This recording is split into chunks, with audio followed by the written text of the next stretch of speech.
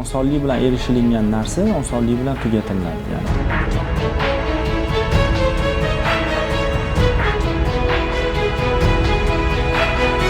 Hayotda har bitta narsa bir tekisda izida ketmaydi. Ba'zilari kelib turib, masalan, mashinamga chexol tikib bering deb qoladi. Lora Piano brendi bilan eksklyuziv kontrakt qildik.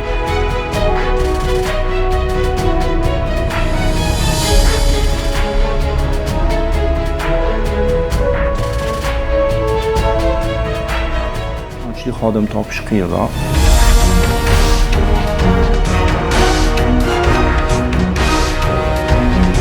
Birdaniga o'rganib olib ketishlik bu qoyillikda. Yo'q, bunday qila olmaymiz degan holatda bo'lmagan. Materiallarni 1 metri, masalan, 2000-3000 dollarlik materiallar bor. Siz 10 kunlab, 100 kunlab bitta narsani qo'lda tikib chiqing, mijozga yoqmasa, bu o'sha xato boshlandi.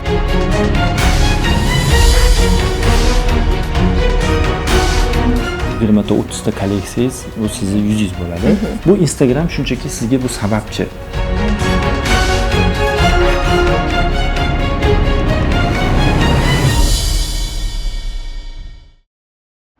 Assalomu alaykum. Biznes va tadbirkorlikka qiziqadigan qadrli insonlar. Demak, bugun biz sizlar bilan 16 yillik tajribaga ega va Azamat Samatov brendi asoschisi Azamat Samatov bilan birgalikda maroqli, qiziqarli suhbat qilamiz. Tayyor bo'ling. Boshladik. Qani ketdik.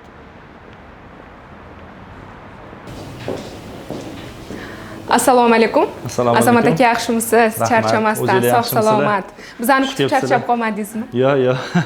Bugun xudo xolasa bizani barcha muxlislarimiz uchun qiziq bo'lgan o'sha sizni ijodingiz, siz mana shu sohaga kirib kelishingiz, umuman olganda har bitta sohaning qiyinchiliklari bo'ladi. Shular haqida mazza qilib suhbatlashamiz va albatta maksimal harakat qilasiz, ochilasiz, sir asrorlaringiz bilan biz bilan bo'lishasiz degan umiddamiz. Maroqli suhbat bo'ladi degan umiddaman. Azamat Samatov Abdurasulovich 1990-yil 15-yanvarda Toshkent shahrida oddiy va mehnatkash bir oilada dunyoga kelgan. 2010-yil uning hayotida boshlang'ich nuqta bo'ldi. U ustoz Feridun huzuriga oddiy bir shogird bo'lib kirdi. O'sha paytda uni hech kim tanimasdi. Ortida na mashhurlik, na tayyor yo'l bor edi. Faqat bitta narsa: qo'lidagi ignaga bo'lgan sadoqat va yuragidagi katta orzu. Yillar davomida u shogirdlikdan ustalikka, ustalikdan esa haqiqiy san'atkorlikka o'sib bordi va nihoyat o'z bilimi, mehnati va uslubiga to'la ishonch hosil qilgach, o'zining shaxsiy brendiga Azamat Samatov nomiga asos soldi. Bu endi shunchaki brend emas, balki yillar davomida chiniqqan mehnatning natijasi edi. Bugun esa Azamat Samatov O'zbekistonning premium erkaklar modasidagi bayroqdor brendlardan biri. Klassik kostyumlar, nafis smokinglar, hashamatli paltolar, har bir tikuv orqasida bir odamning shogirdlikdan ustozlikkacha bosib o'tgan yo'li yashiringan. Sizni mana shu darajangizga chiqishingizda o'ziga yarasha qiyinchilik bor va ular ham ayni paytda qiyinchilik bir ostonasida turgan bo'lishi mumkin. Lekin bir inson unga turtki bo'lsa-ki, davom ettirib mana shu sohada xuddi siz kabi yaxshi sohalarga erishib, qaysidir bir ma'noda O'zbekistonni faxri ham deyishimiz mumkin. Chunki siz kerakli podiumlarga chiqib o'sha o'zimizni milliyligimizni, milliy brendlarimizni olib chiqasiz. Bu o'z o'rnida biz o'zbeklar uchun bu faxr. Tataristonning prezidentida ham Toshkentda kiyilgan azamatli kostyumlar.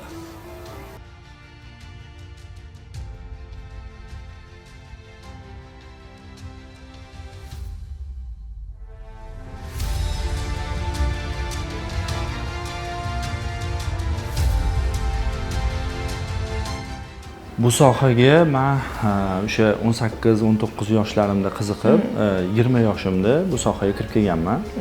O'zi ko'proq o'sha kiyimlarga ko'p qiziqardim. O'sha chiroyli kiyimlar, neobычный, stilli deydi-yu. Yaxshi kiyimlar yarata olmayman degan o'zimga xulosa qilib, bir kun oddiy shogird sifatida kirganman. Keyin o'tdagi o'sha ijodlarni ko'rib, ustozlarimiz, o'tdagi kelayotgan mijozlar, o'tda qilayotgan ijodlarni ko'rib, nimaga odam qilgan ish odam qila olmaydi degan xulosaga kelib, bu menga juda ham motivatsiya bo'lgan. Chunki ustozimiz o'sha juda ham o'sha paytda eng mashhur dizaynerlardan biri bo'lganlar. Ular kim edi? Ular o'sha Feridun Farhod aka bo'lganlar. Har bir katta usta avvaliga shogird bo'lgan. 2010-yilda Azamat Feridumning huzuriga kelib, tikuvchilik san'atining eng nozik sirlarini o'rgana boshladi. Kunlab, oylab davom etgan mashaqqatli mashg'ulotlar, son sanoqsiz xatolar va ulardan olingan saboqlar, bularning barchasi uni asta-sekin haqiqiy ustaga aylantirdi. Ustozdan olgan bilimni o'z uslubi bilan boyitib, mutlaqo yangi bir sifat darajasiga ko'tardi. 2021-yil Milan. Bu sana uning taqdirini butunlay o'zgartirdi. Bu yerdagi ilk xalqaro namoyish uning uchun burilish nuqtasi bo'ldi. Shundan so'ng Uzbekistan Fashion Week, Visa Fashion Week va boshqa nufuzli podiumlar uning doimiy maydoniga aylandi. Bugungi kunga qadar u 100 nafarga yaqin shogirdga ustozlik qilib, o'z bilim va tajribasini saxiylik bilan yangi avlodga ulashmoqda. Chunki bir kun kimningdir shogirdi bo'lgan inson endi o'zi ustozga aylandi. Ulardagi motivatsiyani ko'rib, o'sha ko'p mijozlar keladi, keyin juda ham kuchaygan payt deydi-yu, shunaqa payt bo'lgan. Va premium mijozlar keladi. O'shanda keyin bizni ko'rib, ya'ni biz ham shunaqa bo'lamiz, ustozimizdagi bo'lamiz degan narsa bo'lgan. Roppa-rosa 3 yil, 4 yildan keyin biz usta bo'lganimizdan keyin mana shu hozirgi joyimizni biz birinchi do'konimiz shu mana roppa-rosa 12 yil bo'ldi, keyin biz joy ochganmiz.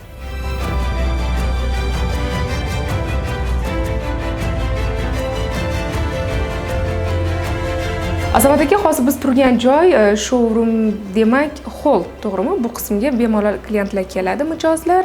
Siz mijozlarni shu yerda kutib olasiz. Shunaqa. Bu yoqda bir vaqtda o'zida biz ham mijoz kutib olamiz, ham bizani ozgincha o'sha qilgan kolleksiyalarimizda ozgincha namunalar turadi. Visa Fashion Week'da yaqinda biz ishtirok etdik. Undagi kolleksiyalar, bu yoqda Wedding festivalda, ya'ni bu yerda faqat kolleksiyalarimiz turibdi. Mijozlarimiz bularni ko'rib, buyurtma berishi mumkin. Shuning uchun namuna sifatida showroom qilib qo'yganmiz. Endi Azamat aka, menda bitta savol uyg'onadi-da, keling qarang. Endi baribir bu sohani odami emasman. Menga misol uchun siz ustingizdagi kostyum shim ham yoki mana bu yerda turgani ham misol uchun bir xildek tuyuladi-da, lekin o'ziga yarasha qiyinchiligi bor, to'g'rimi? Bu yerda ikkalovi ham custom, lekin u yerda ko'proq bo'lishi mumkin bo'lgan narsasi bu materiali bo'lishi mumkin. Rangida, tikilinishida, razmerida, lekin juda katta farq yo'q lekin. Demak, choklarda ham farq bo'ladi ayrimlarida, to'g'rimi? Ayrimlarida bo'ladi. Agar masalan ba'zilari o'sha klassik custom bo'lmaganlarida bo'lishi mumkin. Masalan, mana bu kostyumimiz, bu klassik emas. Buni ko'rib turganinglardek, bu ya'ni sal noodatiroq qilib, stilliroq qilib qilingan. Именно o'sha pokazlar uchun, ko'rgazmalar uchun qilingan. Buni masalan oddiy kundalik hayotda bu narsani kiya olmaydi. Muvaffaqiyat hech qachon osonlik bilan kelmaydi. Uning ortida har doim kurash, sabr va iymon yashiringan bo'ladi. Yo'lning boshida uni mijozlar ishonchini qozonish, shafqatsiz raqobatga bardosh berish va o'z ovozini topish kabi og'ir sinovlar kutib turardi. Ko'plar shu yerda to'xtab qolishi mumkin edi. Ammo Azamat boshqacha yo'l tanladi. U har bir qiyinchilikni yangi imkoniyat, har bir rad javobni kuchliroq bo'lish uchun turtki deb bildi. Aynan shu tinimsiz izlanish, mehnatsevarlik va sifatga bo'lgan cheksiz sadoqat uni mahalliy ustaxonadan xalqaro podiumlargacha olib chiqdi. San'ati 100% erkak kishi bor deb hisoblaydigan bo'lsak, 98.9% adashmasam sizga tegishli bo'ladi o'sha chiroyli kostyum tikishlari. Shunga harakat qilyapmiz endi shu masalan har bitta narsani o'zini qiyinchiligi bo'ladi. Biz ham shu darajaga o'zidan o'zi kelib qolmaganmiz. Kostyum shim desa, o'sha Azamatni eslashligini biz ham xohlaymiz. Ya'ni shu darajada biz harakat qilyapmiz. Savol, kecha Abbosbek Fayzullayev to'yi bo'ldi. Juda ham ko'plab terma jamoadagi yigitlarimiz jahon chempionatidan qaytishgandan keyin salkam bir kunda hammasi uylanib ketdi desak ham bo'ladi. Ulardan qaysi birlari sizda tiktirishdi yoki bo'lmasam umuman olganda qaysi mashhurlar sizda kostyum shim tiktirishgan to'ylar uchun maxsus? O'zi именно o'sha futbolistlardan oladigan bo'lsa, menimcha men tikkan kostyum shimlarimni hisoblasam, terma jamoa bo'lib chiqsa kerak.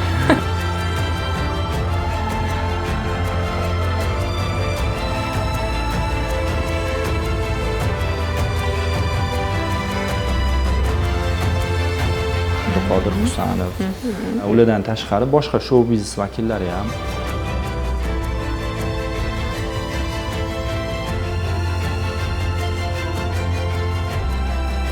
juda ko'pchilik hozir qaysi birini aytishga ham. Shuning uchun aytdim-da 98.9 Shunaqa.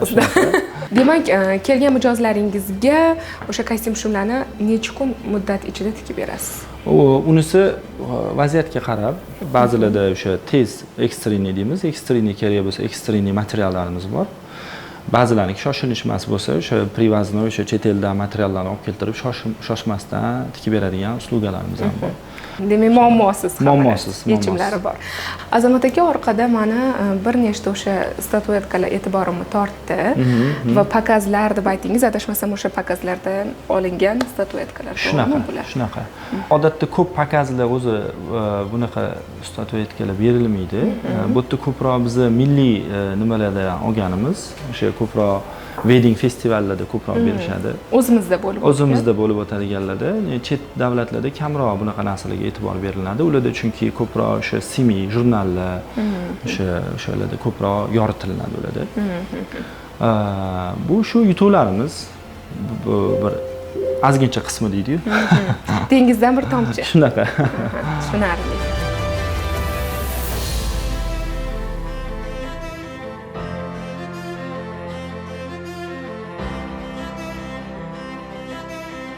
Bizi qatnashayotgan o'sha tadbirlarning aksariyatini xorijiy kompaniyalar kelib turib buni tashkillashtirishyapti. Masalan, oddiy o'sha Visa Fashion Week ham, ya'ni qo'shni davlatlardan o'sha Qozog'istonning kompaniyalari qilishyapti. Lekin bu narsa sekin-sekin rivojlanib, odamlarda qiziqish ko'payib, o'ylaymanki, yana shu 5-6 yil ichida bu narsa 10 dan 9-8 largacha boradi. Endi bilasiz, bu soha moda olamida bizning sohamiz, конечно, o'sha Italiyada, Milanda, Parijda juda ham yuqori. Shuning uchun Toshkentda ham, O'zbekistonda ham sekin-sekin shu yerga qarab ketilyapti.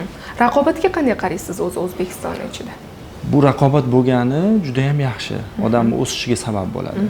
Yaxshi qarayman. Ba'zi yigitlarimiz qiziqishadi, lekin ko'pchilikni sabri yetmaydi bu sohaga. Ko'pchilik hozir o'sha nima deydi, osonroq, tezroq o'rganiladigan kasblarga e'tibor berishadi. Tezda mashhur bo'lib qolish. Tezda mashhur bo'lib, tezda masalan o'sha finansiy tarafdan ham to'la to'kis bo'lishi. Bugun Azamat Samatov nomi qayerda eshitilsa, u yerda O'zbekiston nomi faxr bilan charanglaydi. Milan, Nyu-York, Armaniston, Qozog'iston, dunyoning eng nufuzli moda maydonlarida u o'z kolleksiyalarini munosib namoyish etdi. Kazakhstan Fashion Week, Armenia Fashion Week, New York Fashion Week, Visa Fashion Week. Bu nomlarning har birida endi O'zbekiston tikuvchilik maktabining izi bor.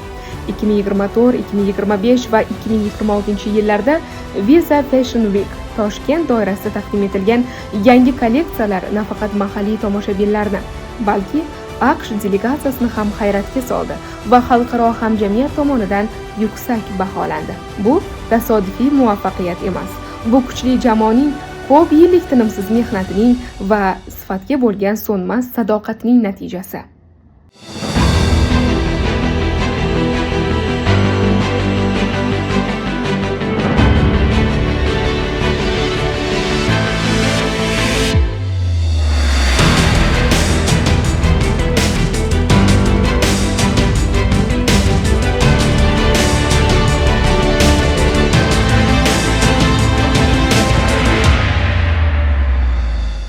Azamat aka o'zi bunda o'ylab qarasa noodatiyroq sohani tanlagansiz. Ya'ni erkak kishi uchun. Ayrim insonlar, ya'ni ota-onalar qarshilik ham qiladi farzandlariga. Lekin menga qiziq.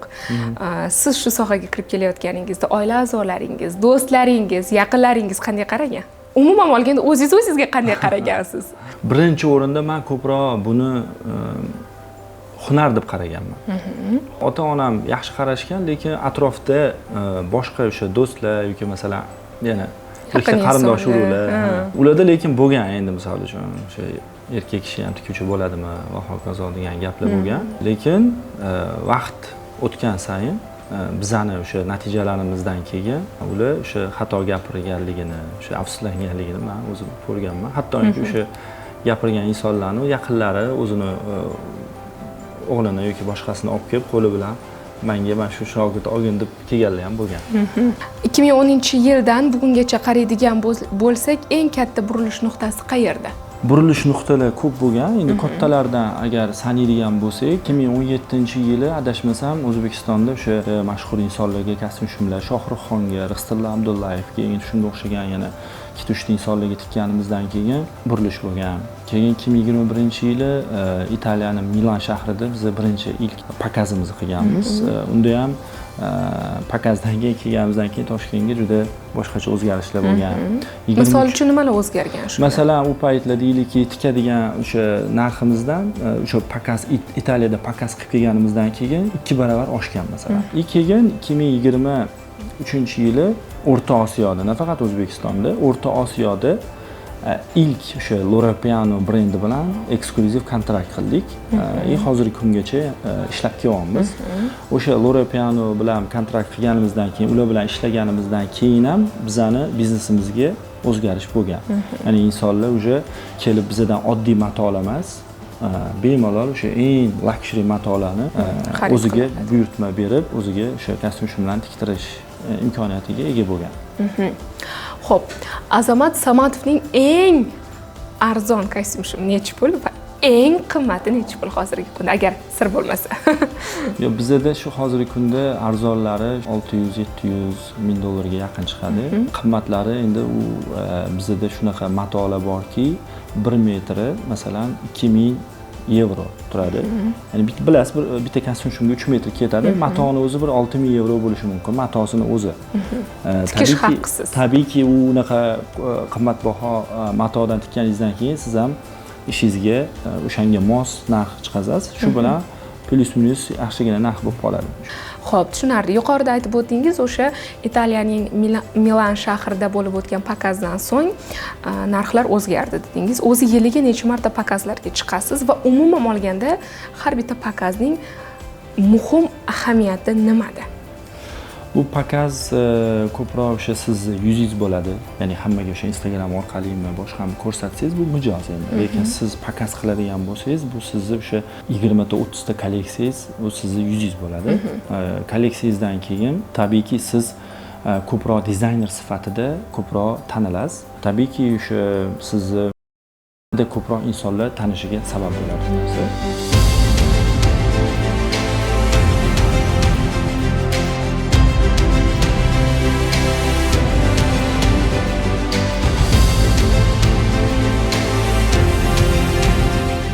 Xo'p, endi bitta kostyum shim nechta bosqichdan o'tadi? Tayyor bo'lgunga qadar qanaqa jarayonlar bo'ladi kostyum shim ustida? Qarang, mijoz kelgandan keyin birinchi navbatda biz u bilan o'sha fasonlarni kelishib olamiz. Keyin matolarni hammasini kelishib olganimizdan keyin mijoz yana ma'lum bir muddatdan keyin kelib, uni o'lchamlarini, ya'ni primerkalarga keladi. Undan keyin biza tayyor bo'lgandan keyin 3-bosqichda, ya'ni 3-bosqichda mijoz chaqirib, unga tayyor bo'lgan o'sha kostyum shimlarni kiydirib topshiramiz. Tushunarli. Endi baribir sizni sohangizda, ya'ni mana shu har bitta tikayotgan kostyum shimlaringizni brend darajasiga chiqishda sizni jamoangizni ham ahamiyati juda muhimda. Jamoaga har bitta qabul qilinayotgan xodimni qaysi xislatiga e'tibor qaratib olasiz va xodimlaringizda asosan talant bo'lgani yaxshimi yoki intizom bo'lganimi? Ishonchlilikka e'tibor beramiz. Chunki bu ishni o'rgansa bo'ladi, boshqa qilsa bo'ladi, lekin ishonchli xodim topish qiyinroq. Chunki siz ozgincha o'sha sizdan o'rganib, ilm olib, bemalol keyin boshqa yo'lga, ya'ni ketib qolishi mumkin. Shu jihatlaridan u bilan yaxshilab kelishib olamiz. Bir ma'lum bir muddatdan keyin ketsa bo'ladi, lekin birdaniga o'rganib olib ketishlik bu уже qo'pol qilib aytganda bir xoinlikda. Azamat Samatov brendi asosida qurilgan maktabni bugungi kungacha taxminan nechta shogirdlar bitirib chiqdi va nechtasi sizning oldingizda hozirgacha qolgan? Taxminan adashmasam 100 ga yaqin shogirdlar bo'lgan. Ulardan 50 ga yaqini adashmasam o'zini ishini, faoliyatini davom ettirib shu sohada qolgan. Shundan 10 ga yaqini o'zini shaxsiy o'sha bizga o'xshagan, ya'ni o'zini brendlarini yaratishgan. Hozirgi kunda meni o'zimni qo'limda adashmasam bir 30 ga yaqin shu shogirdlarimiz. Hozirgi showroomda 30 ga yaqin shogirdlar. Showroom bu yuqorida, pastki qavatimizda o'sha bizning sexlarimiz bor. O'sha sexda 30 ga yaqin shogirdimiz bor. Bugun Azamat Samatov O'zbekiston erkaklar modasini dunyo miqyosida eng jasorat bilan himoya qiluvchi elchilardan biri. 100 nafarga yaqin shogird tarbiyalab, u yolg'iz emas, butun bir avlodni ortidan yetakladi. 16 yildan ortiq vaqt davomida yaratilgan brend esa endi shunchaki biznes emas, balki milliy g'ururning timsoliga aylandi. Uning maqsadi katta va aniq. O'zbekiston erkaklar modasini dunyo podiumlarida yanada baland ovozda tanitish. Uning hayoti bitta haqiqatni isbotlaydi. Katta orzular bir kunda amalga oshmaydi. Katta g'alabalar kichik qadamlar ortidan keladi. Tushunarli. Demak, sifat nazoratiga qanday qaraysiz? Birinchi o'rinda o'zi albatta bu sifat. Sifatga qaramasangiz, bu sizni yuzingiz, reputatsiyangiz. Shuning uchun ham birinchi o'rinda shu sifat va nazorat shu. Siz yo'nalishingizda eng katta xato nima? Deylik, noto'g'ri tanlangan mato yoki noto'g'ri tanlangan bichim yoki bo'lmasa mijoz siz aytayotgan fikrni noto'g'ri tushunayotganligi. O'zi xato boshida ishni nimadan boshlasangiz, shu boshlangan etapdan boshlanadi xato. Ya'ni masalan, o'sha mijozni siz noto'g'ri tushunishingizdan boshlanadi. Birinchi o'rinda mijoz nima xohlayotganini bilib olish kerak. Keyingi xohlayotganiga qarab turib, keyin siz to'g'ri bichim, to'g'ri tikim, o'sha tikishni tanlab, keyin mijozni ko'nglini ola bilasiz. Xo'p, Azamat aka, shunaqa holatlar bo'lganmi? Hech biron bir tikkan kostyum shimingiz qaysi mijozga yoqmagan va majbur bo'lgansiz katta bir narx-navoga tushib, qaytadan o'sha materiallarni olib tikib berish. Bu ish o'ylaymanki, juda katta brendlarda ham bo'ladigan holat. Biz ustozlarimizda ham bo'lgan. Bu narsani hech bir yashiradigan, bekitadigan joyi yo'q. Hammamiz insonmiz. Bu ana xatoliklar bo'ladigan narsa. Xato bo'lmasa o'sish bo'lmaydi. Shunaqa. Keyin hayotda har bitta narsa bir tekisda izida ketmaydi. Shuning uchun xatolar bo'lib turadi. Shunga yarasha keyin odam yanada shu xatoni takrorlamaslik uchun harakat qiladi. Bunaqa holatlar bo'lgan. Lekin bizda yaxshi tomoni biz juda ekstremni ishlaygan shu jihatlarimiz bor. Sirazi uni to'ldirib turib, o'sha mijozni nima xohlayotganini boshqatdan bir o'sha bilib, boshqatdan yoki o'sha xatodan keyin o'sha ma'lum bo'ladi. Boshqatdan to'g'irlab qilib berib, shu narsalarni yana ko'nglini olib chiqazorgan holatlarimiz bo'ladi. Har doim mijozni ko'nglini olib, ular to'liq sizlardan qoniqqan holda chiqib ketishga harakat. Servisni eng muhim tomoni shu demak, birinchi o'rinda, chunki muhimi o'sha bitta mijozni ko'nglini olish. U bizani zararimizga ishlab qolsa ham. Xo'p, yuqorida mashhurlar haqida gapirdik. Eng birinchi qaysi mashhurga tikkansiz kostyum? Eng birinchi bo'lib, adashmasam, Rixsitilla Abdullayev kelganlar, Shohruxxon yoki shu ikkaloviligisidan bittasi kelishgan. Taxminan 10 yil oldin o'sha payt shularga tikkanman. O'shanda yaqinlarimiz ko'pchilik kuchayib ketibsan-ku degan narsalar bo'lgan. Azamat aka, shunaqa holatlar bo'ladimi? Mijoz o'zi xohlaydigan bir stilni olib keldi, sizga ko'rsatdi, lekin siz yuqorida aytdingiz, bir qarashda bilaman unga qanaqa nima to'g'ri kelishini. Yo'q, bu sizga to'g'ri kelmaydi desangiz, o'zini fikrini aytadi. Shu paytda professional odam sifatida siz ularga zid chiqib qo'ygan holatlaringiz bo'lganmi mijozlarga? Ba'zan shunaqa qaysar mijozlar bo'ladi, lekin bu narsa odamning tabiatiga qarab, ya'ni qat'iy shu narsani kiyaman degan o'zida bir niyati bo'ladi. Unaqa insonlarning niyatidan qaytara olmaysiz. Shuning uchun shunaqa paytlar bu yog'iga yoki bu yoqlariga o'zgartirish kiritsangiz yaxshi bo'ladi degan ozgincha qo'shimchalar berib ketamiz. Shunaqa paytlar o'shanda ham uni o'sha qilgan niyatini biz o'sha qaytarmaymiz, ham ozgincha o'zimizni o'sha rostdan ham o'shandagi qo'shimchalarda chiroyliroq bo'ladigan bo'lsa, o'zimizni bir fishkalarimiz, ya'ni o'zimizni ideyalarimizni qo'shib, ya'ni bu narsani ozgincha o'zgartirib qilib berishimiz mumkin. Ya'ni shunaqa holatlar ham bo'lgan. Demak, mijozlarni o'sha suhbat davomida sizga kelib berayotgan takliflari davomida qaysi holatlarni kechirish qiyin bo'lib qoladi-ku shunaqa qo'pol mijozlar? Tushunadi. Birinchi o'rinda o'sha sizni qadringizga yetmasligi, madaniyati, o'sha muomalasi yo'q insonlar ham bu ba'zida kelib qoladi va sizni o'sha ishingizni kamsitib turib, o'sha bozorlar bilan yoki masalan qanaqadir nimalar bilan sranit, ya'ni solishtirib, sizni narxingizni yerga urishmoqchi bo'ladi. Shunaqa paytlar biz bu narsani to'g'ri qabul qilamiz, ya'ni har bitta mijozning ko'nglini olishga harakat qilamiz dedik. Shuning uchun biz uni chiroyli ilmi bilan tushuntirib beramiz. Ya'ni to'g'ri bozorda bozor, lekin bozorda hamma uchun chiqazilingan. Lekin biz sizga individual maxsus o'zingizga, ya'ni o'lchamlaringizni olib, maxsus matolarda qilib beramiz. Shu bilan siz bozor bilan chalg'ib qolmang, ya'ni adashtirib qo'ymang shu narsalarni deb chiroyli tushuntiramiz. Xo'p, Azamat Samatov brendi nimani anglatadi? O'zi bu brendni kelib chiqishda nom tanlagansiz-ku, baribir har xil bir nomlar o'ylab ko'rgansiz. Nima uchun aynan mana shu o'zingiz ismingiz va familiyangizda qolgansiz brendda? O'zi juda uzunroq ham Azamat Samatov. Ba'zan chet ellarda aytishligi ham qiyin bo'ladi, lekin bu ko'p maslahatlar bilan, ko'p o'ylovlar bilan bo'lgan narsa. Aziza deb qo'ymoqchi ham bo'lganmiz, qisqartirib yoki Samatni o'zini yoki har xil narsalar qilmoqchi bo'lganmiz. Har bittasi har xil narsaga, ma'nolarga, ya'ni solishtirsangiz shunaqa kelavergan.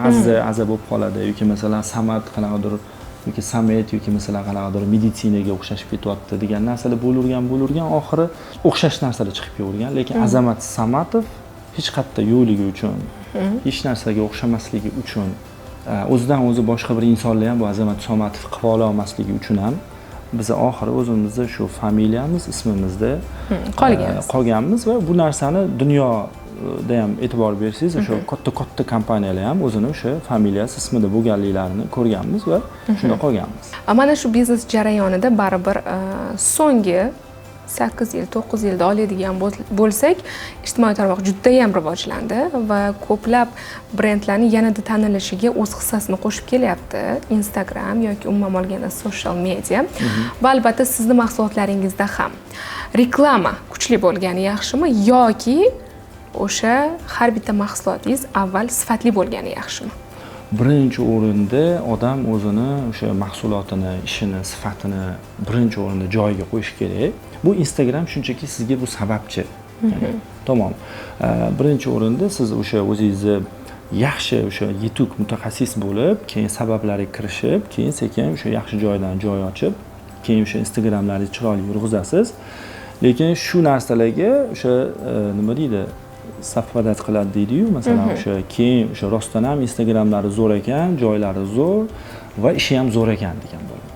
Lekin sizning Instagramingiz zo'r bo'lib, joyingiz zo'r bo'lib, lekin ishingiz zo'r bo'lmasa, bu o'sha u aksi, ya'ni yomon natijalarga qarab ketadi bu narsa. Shunaqa deb bilaman. Birinchi o'rinda hammasi bir-biriga bog'liq. Shunaqa. Sifatni agar zo'r qilsa.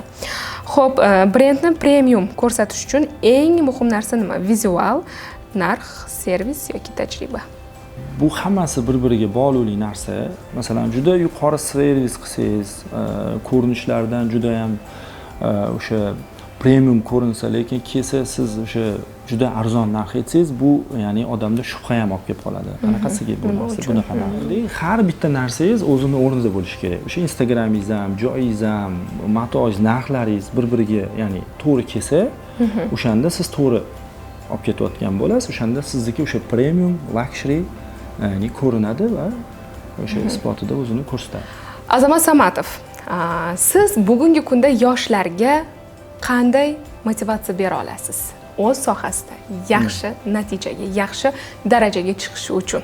Birinchi o'rinda yoshlarga, ya'ni odam o'zini birinchi o'rinda yaxshi ko'rgan kasbini tanlab olsin. Yaxshi ko'rgan ishini, ya'ni hunari bo'ladimi? Keyin birinchi o'rinda buni ya'ni qancha pul toparkinman, qancha ya'ni daromadini emas, birinchi o'rinda ko'proq o'sha mutaxassis, men shu kasbda ya'ni yetuk mutaxassis bo'laman deyiladi. Shundan keyin bu narsaga sabr qilib, shu narsani ya'ni kasbni, hunarni olgandan keyin pulni o'zi sekin kelaveradi. Shuning uchun ko'p yoshlarimiz hozir juda ham tez pul topishga, tez bir narsalik bo'lib qolishiga harakat qilishadi. Yo'q, bunaqa emas. Osonlik bilan erishilingan narsa osonlik bilan tugatiladi. Ya'ni qiyinchilik bilan, ozgincha sabr bilan, ya'ni etaplar bilan kelinsa, bu narsani qadri ham, qimmati ham yuqori bo'ladi. Azamat aka, rahmat, juda ham bir maroqli suhbat bo'ldi. Albatta o'z o'rnida muxlislarimizga manfaatli ham bo'ladi degan umiddamiz.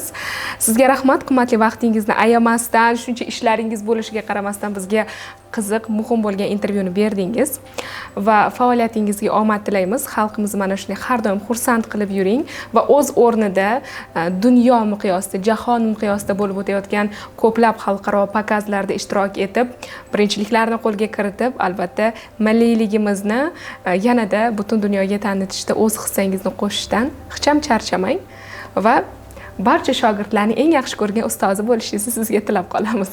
Katta rahmat, yaxshi niyatli tilaklar uchun. Rahmat. Kelganingizdan xursandmiz. Boshimiz ko'p ketdi. Sog' bo'linglar. Chiroyli, iliq mehmongarchilik uchun ham o'z o'rnida rahmat aytamiz. Sog' bo'ling. Rahmat, sog' bo'linglar.